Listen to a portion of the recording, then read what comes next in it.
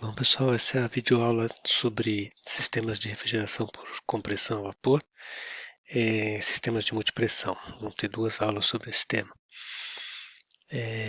Nessa aula nós vamos ver os efeitos que o separador de líquido pode fazer, também outros efeitos de resfriamento intermediário no processo de compressão, concepções de sistemas de multipressão. Basicamente nós vamos ver sistemas com um evaporador, um compressor e um separador de líquido. Dois evaporadores na mesma temperatura e um compressor e dois evaporadores com temperaturas diferentes. Bom, quando que eu vou usar sistemas multipressão? Basicamente quando eu tenho dois níveis de temperatura de evaporação, né, bastante diferentes. Nesse caso, por exemplo, laticínios, eu vou ter temperaturas muito baixas para produzir sorvetes ou manter coisas congeladas e temperaturas bem mais próximas do ambiente para resfriar leite ou para processos de manutenção de verduras e coisas assim. Além disso, sempre que eu tiver grandes diferenças de temperatura de evaporação e de condensação, e portanto também grandes diferenças de pressão, eu vou ter que fazer o processo de compressão de um único estágio é complicado, então eu vou ter que fazer uma compressão multiestágio e aí eu tenho sistemas multipressão associados. Tá?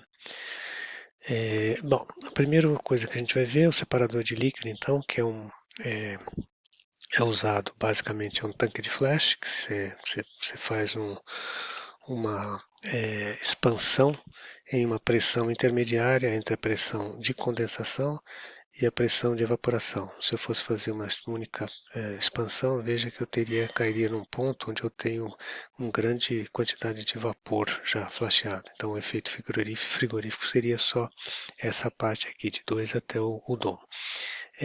Para evitar que todo esse gás passe pelo evaporador, então a ideia é que você faz uma expansão para uma pressão intermediária, através de um tanque de flash, onde você, com uma válvula de boia, e você recolhe o líquido por baixo, então o estado do refrigerante no ponto 4 aqui é líquido saturado, e aí você faz então uma nova expansão com uma menor diferença de pressão, onde eu consigo um título bem menor aqui, né? E aí uma hora efeito frigorífico, embora a capacidade frigorífica seja a mesma, porque a vazão diminui, né? Uma parte do vapor saiu nesse estado aqui no tanque de flash. Então o líquido sai por aqui nesse estado, o vapor sai por aqui nesse estado, e depois, se eu usar um único compressor, como vai ser o caso lá, a gente faz uma expansão do ponto 6 até o ponto 7, né, para apenas depois o vapor que sai nessa mesma pressão do evaporador encontra com o vapor nesse estado 7 aqui, e dependendo da vazão máxima de cada um, você vai sair em algum ponto nesse intervalo aqui, que vai ser a entrada do compressor. Né? Bom, qual que é a vantagem desse sistema? Basicamente reduzir a vazão de gás, né, no evaporador. Então você só vai passar com muito menos gás e mais líquido, mas ele não melhora muito a capacidade frigorífica ou o COP da máquina. Uma outra coisa que é possível ser feita quando eu tenho grandes diferenças de pressão e temperatura, de evaporador e condensador, é fazer um resfriamento intermediário no processo de compressão. Então, ao invés de fazer um processo de compressão de 1 a 2 linha aqui, eu faço em dois estágios, né, de 1 até 2, depois eu faço um processo de resfriamento a pressão constante e depois comprimo num segundo estágio até chegar na pressão final que eu preciso. Este Se a gente for ver aqui, dependendo do ângulo que tem essa isentrópica aqui, é, você vai ver que o H1 menos H2 linha, que seria o trabalho específico, né, para comprimir num único estágio até essa pressão, é maior do que H1 menos H2 e mais H3 menos H4. Então, ao estagiar essa compressão, se reduz o trabalho específico. Isso pode ser visto nesse gráfico aqui, que é o PV, onde, se a gente lembrar, aí, depois a gente vai ver no próximo slide, que é o trabalho de compressão numa máquina rotativa em isentrópica, em volume de controle, vai ser a integral de menos VDP, portanto seria esta área aqui embaixo desse lado. Né? E então o processo de 1 até 2 linha, o processo isentrópico seria teria todo esse trabalho aqui, essa área. Ao fazer em 2 estágios, eu até 2, depois reduzo a temperatura e faço uma outra compressão. Então eu reduzo essa área achurada aqui, a área que eu o trabalho a menos que eu tive que fazer após reduzir a temperatura do gás. Então, como já falei, né, o trabalho é integral de menos VDP, e, portanto, a gente pode, fazendo um processo isentrópico, PV elevado a K igual a constante, e aí eu fazendo essa integração, eu chego na expressão analítica do trabalho, que é dado por essa expressão aqui. Seria interessante depois vocês fazerem a demonstração disso. Vou dar uma lista de exercícios para fazer, que seria interessante vocês só checarem se está certo aqui. Bom, como é que você faz o resfriamento? Basicamente usando água externa, tá? Então você faz um processo de compressão no compressor de baixa e passa num trocador de calor com água de resfriamento e depois vai para o compressor de alta. Isso nem sempre você consegue temperaturas aqui, dependendo do nível de temperatura que você tem aqui, que na primeira compressão às vezes a temperatura ainda é baixa em relação à água disponível para refrigeração. Se eu for trabalhar com amônia, às vezes você consegue sim ter isso, mas né, nem sempre. Se indica que a pressão intermediária adequada para fazer o estagiamento dos dois estágios de compressão seja a média geométrica entre a pressão de sucção e da descarga, né? Nos sistemas de refrigeração, às vezes você não consegue ter essas temperaturas adequadas para usar água de resfriamento, então você usa o próprio líquido saturado, né, ou subresfriado que eu tenho num tanque de flash que eu já fiz lá, né? A gente mostrou como faz. Nesse caso você tem o processo de compressão. O compressor ele faz borbulhar o vapor superaquecido na saída do primeiro estágio, aqui nesse tanque de flash, de tal forma que ele saia praticamente saturado aqui e vá para o segundo estágio, né? Então você expande isso aqui para uma pressão adequada, também que seja provavelmente próximo da pressão da média geométrica entre a de sucção e descarga. Tá? Isso aqui é usado, né, como eu falei, para amônia também, e para refrigerantes como o R22 ou o R134A, como ele não tem, a isentrópica dele é bem íngreme, ele não vai ter grandes problemas de superaquecimento. Então, em geral, você não precisa fazer resfriamento intermediário para esses refrigerantes. Bom, agora vamos ver algumas concepções ali eram os princípios, né, que a gente usa. Agora as concepções de ciclo, né? Então, o primeiro concepção é um evaporador e um compressor só com separador de líquido. Isso aqui não é, vamos dizer, nem muito multi-estágio, mas na verdade você tem 3 níveis de pressão. Então é considerado, apesar que você só tem um evaporador, mas você, por ter uma grande diferença entre a pressão de evaporação e de condensação, você acaba tendo que usar isso para não ter um flash muito grande aqui na entrada do evaporador, né? Isso para reduzir basicamente a vazão de vapor dentro do evaporador.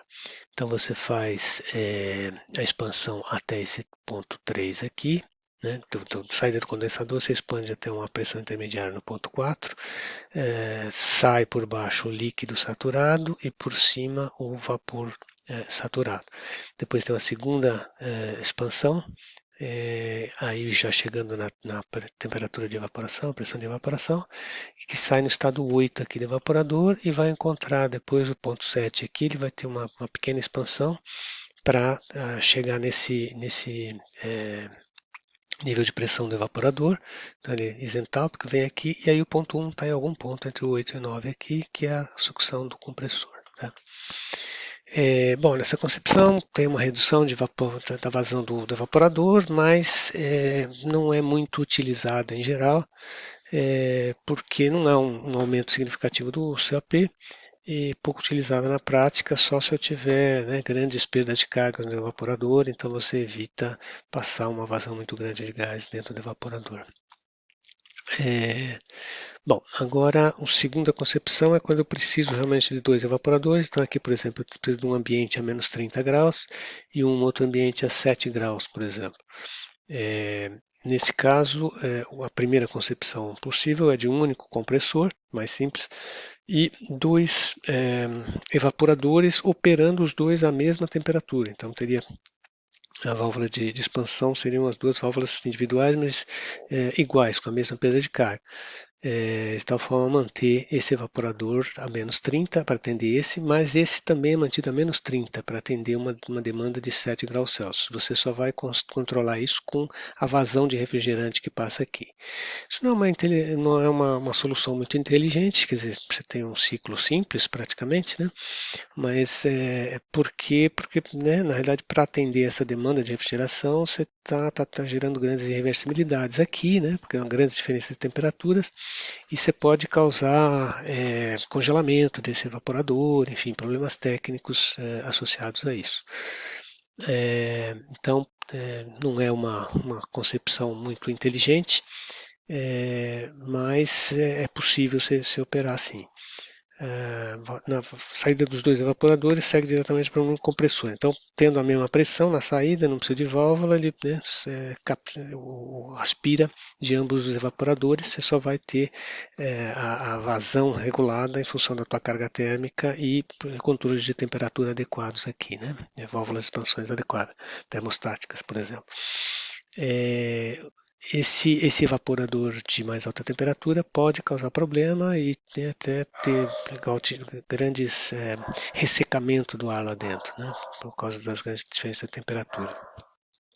Outra concepção seria de dois evaporadores com válvulas individuais e um compressor.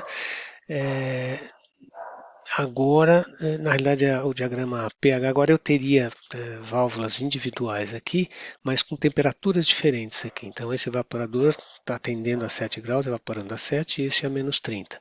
Então, eu teria praticamente dois ciclos aqui, mas nesse caso eu preciso de uma válvula de expansão aqui extra que vai fazer esta expansão do ponto 6, que é a saída aqui, até a pressão mais baixa, e depois vem se encontrar de novo e subir para cá. Bom, essa daí é uma concepção um pouco menos ruim em relação aos problemas que tinha a versão anterior, mas ainda eu tenho aqui uma expansão que não é útil para nada, né? E evita os problemas anteriores, mas na compressão ainda eu tenho problemas, ainda tenho problema de uma compressão entre níveis de temperatura e de pressão bem altos. A outra concepção são dois evaporadores com válvulas sequenciais de um compressor. Aqui começa a ter uma solução um pouco mais adequada, que eu faço uma primeira expansão com todo o líquido aqui, e aí o líquido que vem para a segunda válvula é quase como se fosse um separador, separador de flash, ele é só líquido, uma vez que o flasheado aqui vai passar por esse evaporador. Então eu tenho novamente essa vinda do ponto 5 aqui, líquido, e evapora até o ponto 6, portanto melhorando o desempenho desse segundo evaporador de mais baixa temperatura. Depois eu também tenho que ter a válvula reguladora, que vai fazer uma expansão aqui do evaporador de mais alta para o outro, e só ter um compressor nesse sentido. Então essa é uma concepção um pouquinho melhor, né, dessas concepções de dois compartimentos a ser refrigerados. Essa é uma opção um pouquinho melhor. E a vantagem está exatamente nessa separação aqui, que aqui eu tenho quase como um efeito de um tanque de flash que separa o líquido que vem para esse aqui, enquanto esse evaporador passa o flash que foi obtido nesse primeiro válvula de expansão, né? E o estado aqui na saída nesse ponto 1 vai ser uma mistura entre o ponto 9 e o ponto 8, que vai ser comprimido pelo compressor. Bom, essas são as referências colocadas. Nessa videoaula não deu tempo de fazer um exercício, mas eu vou providenciar uma videoaula com uma solução de exercício, mas eu vou deixar disponível também uma lista com alguns exercícios para vocês tentarem fazer pelo menos um ou dois desses de 2 estágios, e aí a gente tentar discutir na terça-feira, tá bom? Um abraço, pessoal.